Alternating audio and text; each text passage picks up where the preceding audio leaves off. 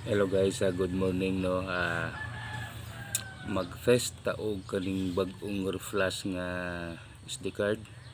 So naatay ang isa no, ari na nakabutang na sa kuan sa board na Orange Pi 1 gig plus na ay duha ari. Bali tulo ni sila ka kuan.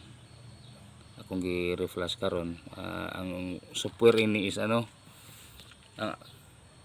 Orange Pi. Ang Orange Pi ang atong board, Orange Pi 1, tapos ang atong software nga gi-reflash atong SD card is ano, Piso Pi latest version na 4.8.8. So ang palatandaan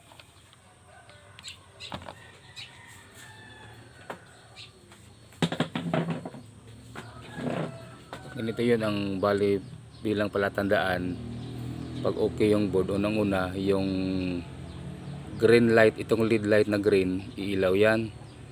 Tapos ito yung ibali ano ba, malayo, ito man yung LAN port. Tapos itong ilaw na to orange at saka itong green. So pag saksak mamaya iilaw to. Tapos a few seconds mag-blink.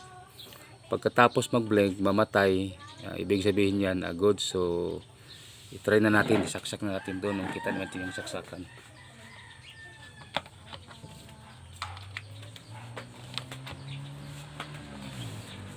So ito no, umilaw yung green lead light, tapos dito umilaw din. So pag nag-blink yan, so namamatay na siya, pero ito steady. So ang ibig sabihin yan, goods yung pag-reflash, walang problema. Ito yung pinaka basic o basic, pero ito talaga ang ano, madaling paraan kaysa ilagay mo pa doon sa pinaka bindu machine talaga, bindu machine unit. So i-off ko muna, tapos may dalawa pa. So at plug muna natin. Tapos tanggalin natin yung ano, pinaka SD card. So lagay natin dito. Tapos may isa. So lagay na naman natin yung isang SD card.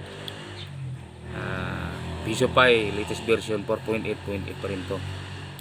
Okay, so isaksak na natin. Ayan. So may ilaw yung green light, tapos dito may ilaw din yan. Pag nag-blank tapos mapatay, so ibig sabihin yan goods. Okay, so goods din yung pangalawa nating SD card na na-reflash natin ng software na Piso Pi latest version 4.8.8. So itong isa, dalawa yung ano eh. So i-off ko muna to. Tapos tanggalin naman yung SD card. Itong pangatlong SD card na to is, ang software nito nilagay ko is LPB 15.3. Saksak na naman natin.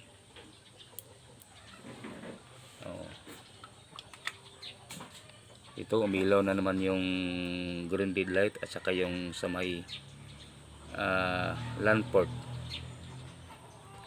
So pag nag-blink yan tapos mamatay, ibig sabihin yan goods yan.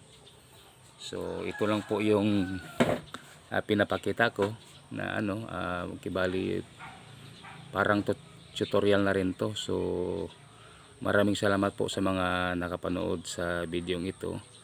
Sana po ay may napulot ka po ngayong aral, kahit maliit lang o konti lang. So once again, maraming salamat sa panonood.